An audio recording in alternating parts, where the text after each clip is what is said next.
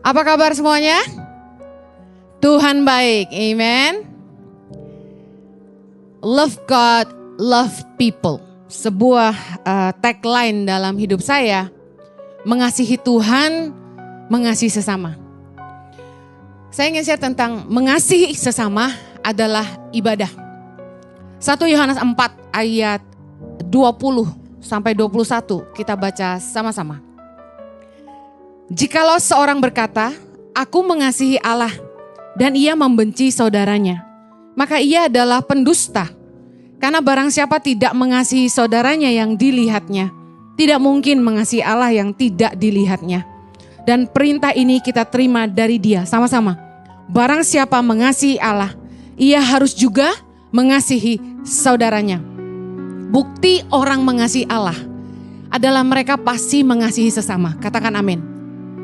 Firman Tuhan mengajar kita, omong kosong kalau lu bilang lu sayang sama Tuhan, lu cinta sama Tuhan yang lu gak bisa lihat. Kalau lu gak bisa mengasihi orang yang lu bisa lihat gitu, bahasa sehari-harinya gitu. Kalau kita masih bisa benci sama orang, berarti kita belum mengasihi Tuhan. Saya tahu bahwa dalam hidup ini, mengasihi itu menjadi sesuatu yang sangat-sangat sulit. Ketika orang yang kita kasihi itu selalu melukai. Punya suami yang sulit dihargai karena tidak jadi saksi. Punya istri yang sulit dikasihi karena selalu melukai, pasti sulit.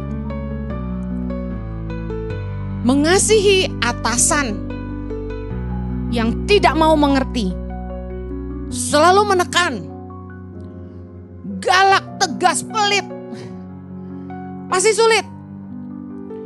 Mengasihi mertua yang gak ada manis-manisnya, pasti sulit. Banyak orang-orang di hidup ini yang sangat-sangat sulit dikasihi karena mereka selalu melukai. Ada amin? Mengasihi orang yang baik sama kita gampang. Sayang sama orang yang sayang sama kita gampang. Sayang sama orang yang suka ngasih kita uang, gampang. Tapi coba mengasihi orang yang suka ngambil uang kita, gampang? Gak gampang. Apalagi mengasihi orang yang gak tahu diri. Sulit apa enggak? Sulit sekali. Tapi tahukah Anda? Kasih kita justru diuji waktu kita disakiti. Kasih kita justru baru diuji ketika kita dikecewakan. Saya tuh belajar mengasihi di hidup saya tuh gak bisa benci sama orang-orang yang menyakiti saya. Saya heran gitu. Harusnya saya marah sama orang ini, harusnya saya benci sama dia. Tapi gak bisa. Menarik sekali, nanti saya akan share sama Anda bagaimana itu bisa terjadi.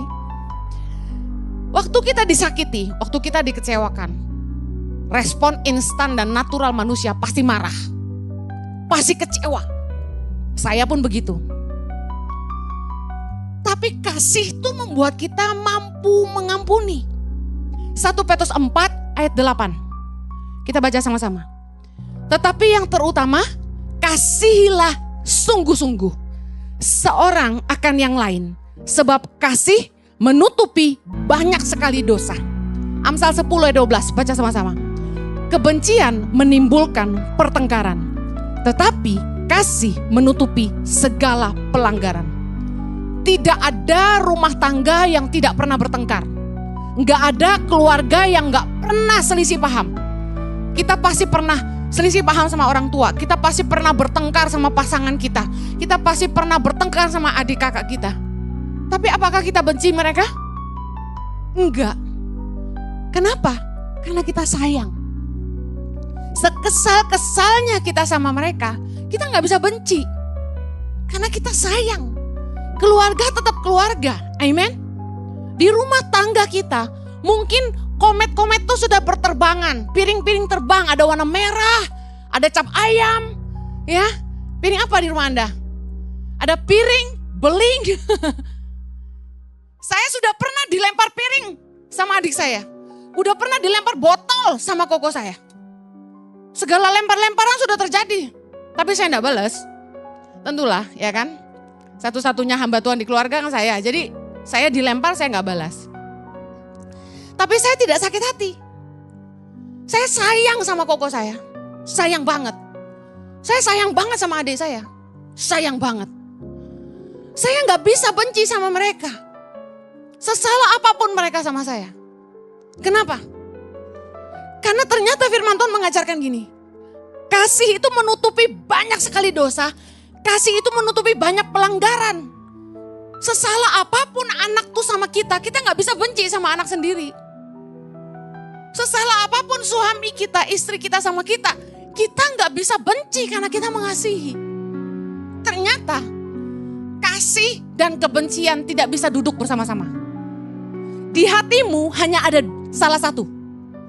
Anda punya kasih atau Anda menyimpan kebencian. Kalau hatimu isinya kasih, kamu gak sanggup membenci orang. Semarah apapun. Bohong kalau kita tuh lupa kesalahan orang, bohong. Kita gak mungkin melupakan kesalahan orang. Kejadian itu sudah lama sekali sebelum saya punya anak. Tapi saya masih ingat bagaimana koko saya lempar saya dengan botol. Anak saya masih kecil tapi saya masih ingat ketika adik saya lempar saya dengan piring. Saya masih ingat tapi tidak sakit hati. Tidak ada luka sama sekali di hati saya sama mereka. Kebencian itu tidak akan ada di hati kita ketika kita sayang orang. Kasih sayang itu memampukan kita untuk mengampuni meski tidak melupakan. Gak mungkin kita bilang, gue benci tapi gue rindu. Itu lagu. Karena kasih tidak bisa bersandingan dengan kebencian. Either you hate someone or you love someone. Makanya mengasihi dan menghakimi tidak bisa bersama-sama. Kalau Anda mengasihi, Anda tidak bisa menghakimi orang. You know, saya jadi ngerti arti ayat ini, kasih menutupi segala pelanggaran. Di dalam rumah tangga kami banyak bikin salah. Makanya saya bisa ngajar Anda hari ini. Saya sama Pak Jojo sampai hari ini masih belajar, kami gak sempurna. Saya bikin salah banyak sekali sama suami saya. Mungkin kesalahan Jojo cuma 30%, saya 70%. Udah mokong, mau menang sendiri. Kalau ngomong sama gue gak bakal menang aja loh. Biarpun dia fasih lidah, boleh menang di khotbah. Tapi kalau ngomong sama saya, gue tuh logikanya jalan banget. Orang tuh kalau bohongin saya tuh bisa telusuri dari titik A sampai titik B, gue balikin lagi, lu tadi ngomong gini, wah gitu. Jadi cocok jadi lawyer mungkin harusnya. Saya kalau dibohongin orang tuh saya langsung tahu, teng kamu bohong. Dari cara orang ngomong saya bisa baca orang jujur gak sama saya. Saya bilang, kalau bukan karena kasih kami gak akan bersama-sama. Bohong kalau ada orang bilang, rumah tangga hamba Tuhan semulus jalan tol Jakarta. Jalan tol Jakarta gak mulus bos. Kami berdua kalau istilahnya berantem tuh ya, udah sampai tahap berapa ya saya? Udah parah lah ya. Cuma kita belum pernah lempar-lemparan sih ya. Pacaran kita pernah gebuk-gebukan. Nikah puji Tuhan enggak. Sadis gak tuh? Gue taekwondo lu berani sentuh gue, hajar gitu kan. Kita berantem dulu, tapi enggak. Kita putuskan itu tidak rohani, kita selesai gitu. Kami tidak mau meninggalkan karena kami sangat mengasihi satu sama lain. Aku pernah tuliskan, the man I hate, the man I love. Ternyata salah statement itu. Karena di mana ada kasih tidak ada kebencian. Sebel iya gitu. Gimana gak sebel? Yang saya pernah cerita, dia muji perempuan lain. Kok makan banyak tetap langsing? Di depan saya. Kan gue tersinggung bener ya. Gue merasa itu sindiran tidak langsung. Gak kayak bini gue makan terus jadi gendut gitu enggak. Dia ketemu 10 cewek pengerja di gereja ini. 10-10nya diomongin sama. Gimana caranya jaga body? Kok makan banyak tetap bisa langsing gini? Gue sebel banget tiap kali dia ngomong itu. Jujur aja. Jadi kadang-kadang nih orang menyebalkan, lu jangan terpesona dia gantengnya. kalau udah nyebelin tuh. Nyebelin banget kamu tuh. Tapi aku sayang banget gitu loh. Amin. Kalau kita tuh punya kasih, kita gak mungkin benci. Sekesal apapun, semarah apapun. Benci tapi rindu, itu bohong. Matius 18, kita belajar dari Yesus yuk. Yesus tuh keren banget. Matius 18 ayat 23 sampai 35. Ayatnya panjang, saya bacanya cepetan ya. Perumpamaan tentang pengampunan ayat 23. Sebab hal kerajaan sorga seumpama seorang raja yang hendak mengadakan perhitungan dengan hamba-hambanya. Setelah ia mulai mengadakan perhitungan itu, dihadapkanlah kepadanya seorang yang berhutang 10.000 talenta. Ingat ya, 10.000 talenta. Tetapi karena orang itu tidak mampu melunaskan hutangnya, raja itu memerintahkan supaya ia dijual beserta anak istrinya dan segala miliknya untuk pembayar hutangnya. Ayat 26. Maka sujudlah hamba itu menyembah dia, katanya, sabarlah dahulu, segala hutangku akan kulunaskan. Baca sama-sama ayat 27. Lalu tergeraklah hati raja itu oleh belas kasihan akan hamba itu, sehingga ia membebaskannya dan menghapuskan hutangnya. Ayat 28. Tetapi ketika hamba itu keluar, ia bertemu dengan seorang hamba lain yang berhutang 100 dinar kepadanya.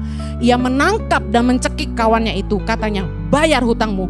Maka sujudlah kawannya itu dan memohon kepadanya, sabarlah dahulu, hutangku itu akan kulunaskan. Tetapi ia menolak dan menyerahkan kawannya itu ke dalam penjara sampai dilunaskannya hutangnya. Melihat itu kawan-kawannya yang lain sangat sedih, lalu menyampaikan segala yang terjadi kepada tuan mereka.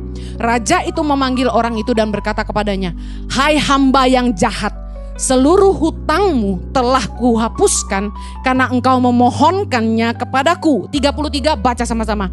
Bukankah engkau pun harus mengasihani kawanmu seperti aku telah mengasihani engkau? Ayat 34. Maka marahlah tuannya itu dan menyerahkannya kepada algojo-algojo sampai ia melunaskan seluruh hutangnya. 35, baca sama-sama.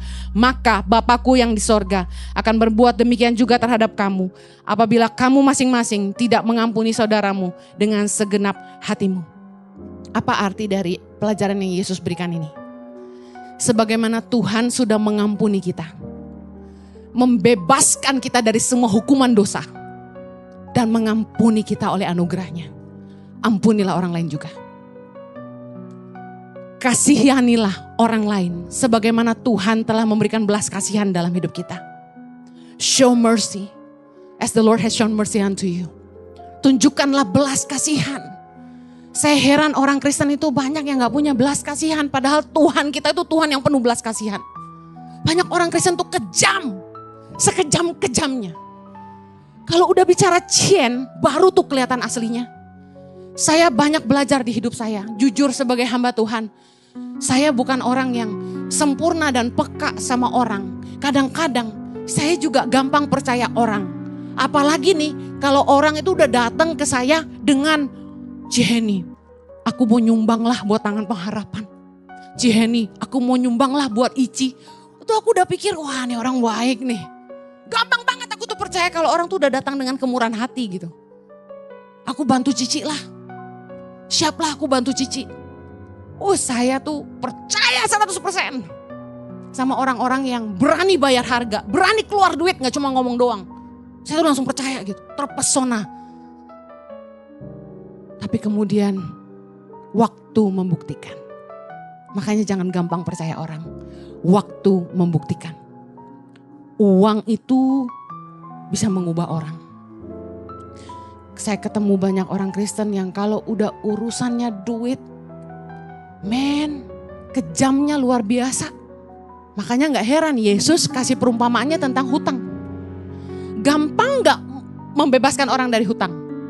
Berapa banyak Anda di tempat ini yang pernah membebaskan orang-orang yang berhutang kepada Anda? Angkat tangan. Puji Tuhan. Wow, keren. Saya kasih tahu.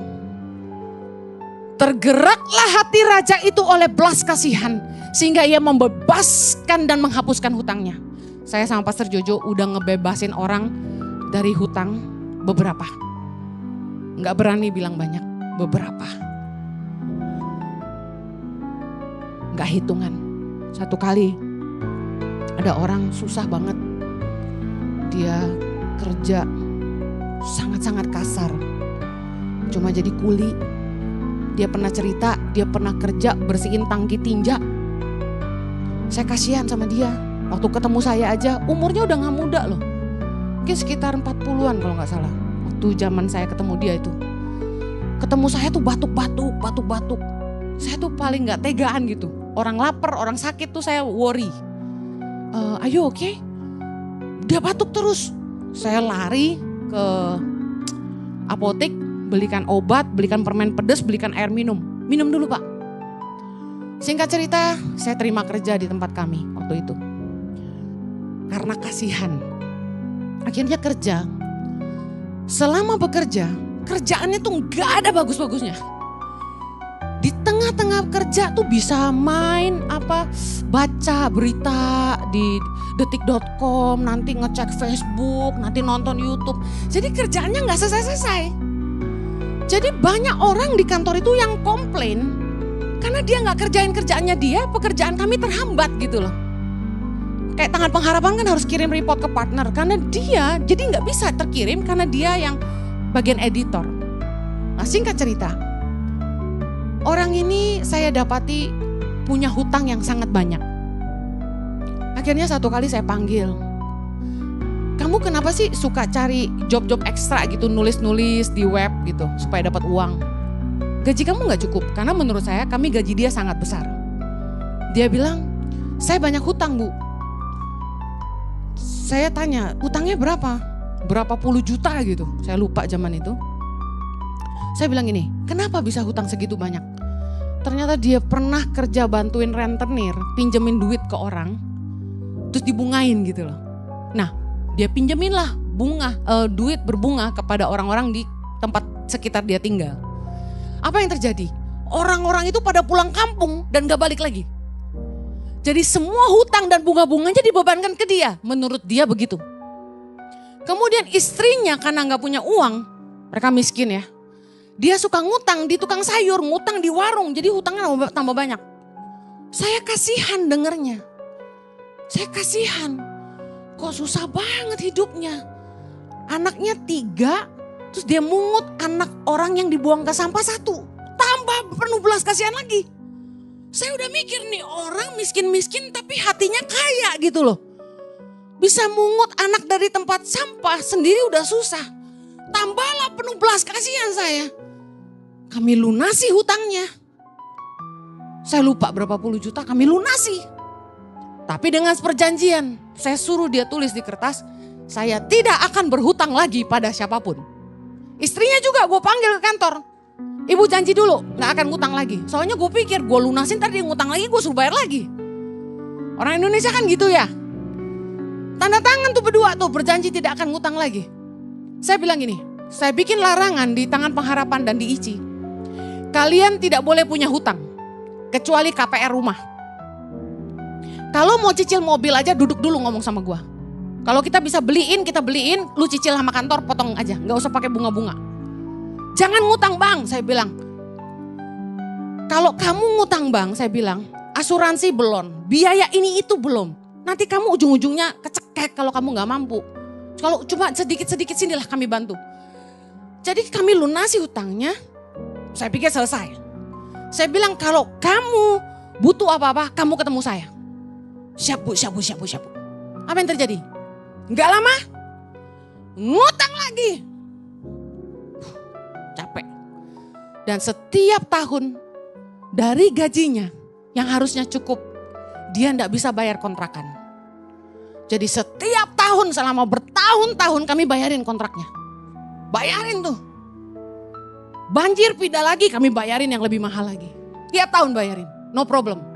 Kita senang lah bantu orang. Tapi apa yang terjadi? Kerjanya enggak benar. Udah dibantu banyak, kelakuannya juga banyak. Kadang-kadang kita kesel gak yang kayak gini? Udah cukup baik belum jadi bos kira-kira? Baik banget kan? Kayak gini nih banyak. Ada amin. Dibantuin gak tahu diri.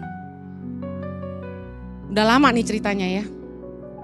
Akhirnya singkat cerita, project manager saya tuh ganti 3 orang.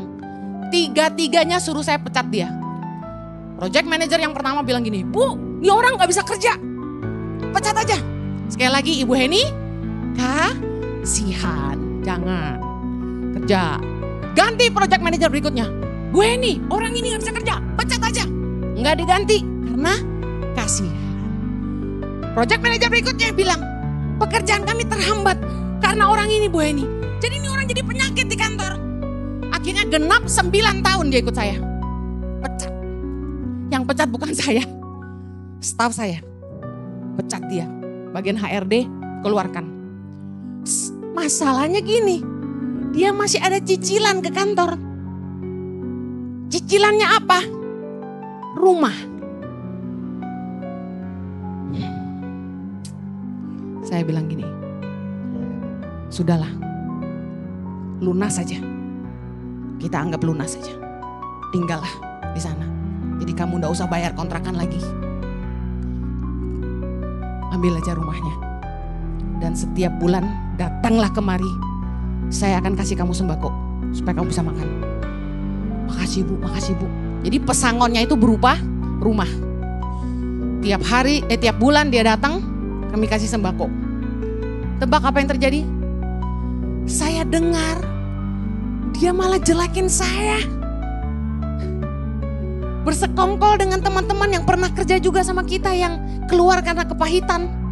Ya kalau kamu keluar berarti kamu gak bagus gitu aja kan. Yang dikeluarin itu kan pasti karena kerjanya gak bener. Jadi sama staf HRD dikeluarin. Sakit hati.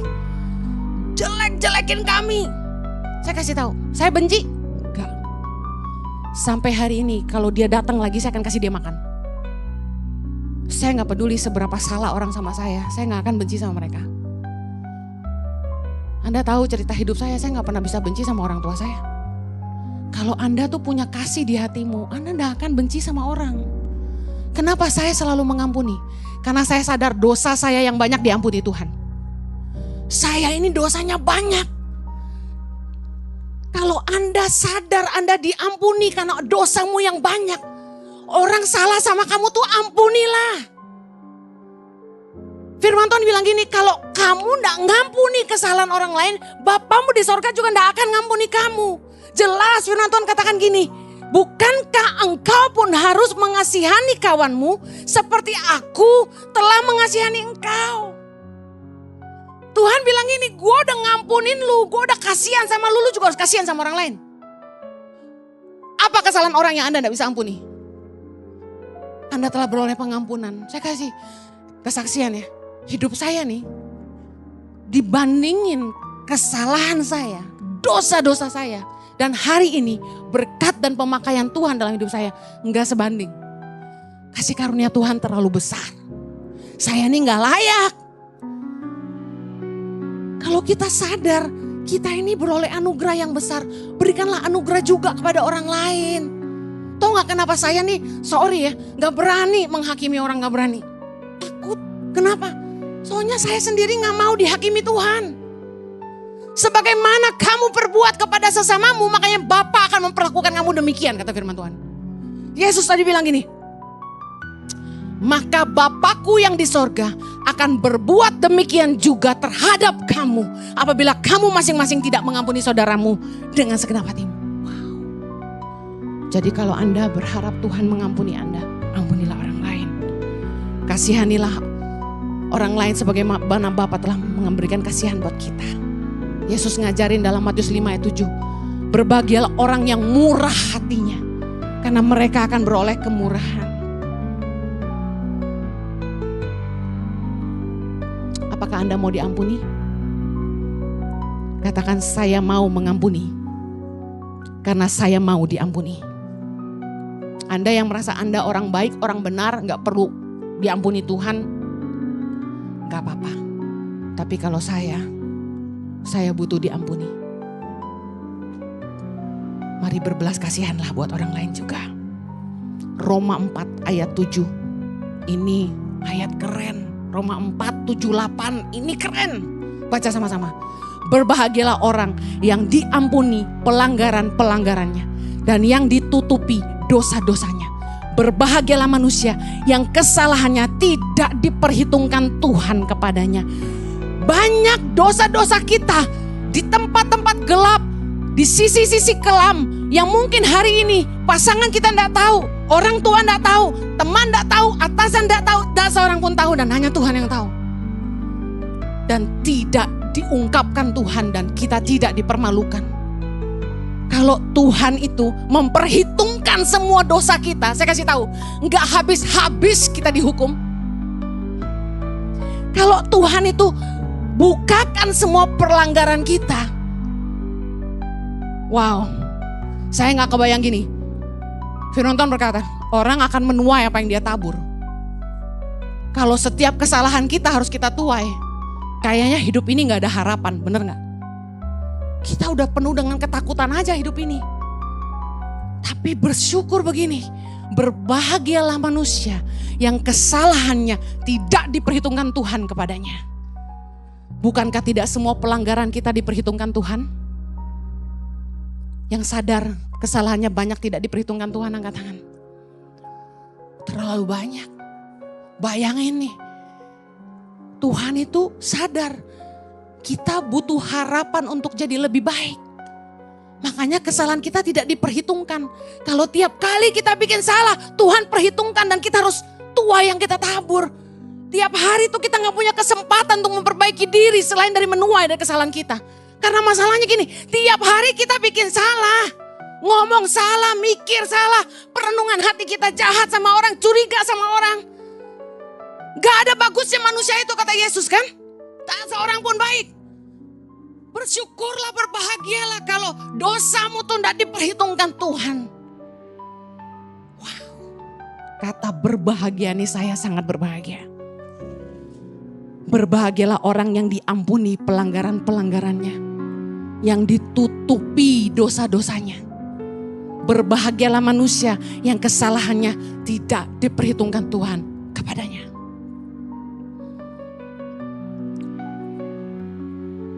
Karena belas kasihan Tuhan dan kemurahan Tuhanlah kita diampuni dan dosa-dosa kita tidak diperhitungkan.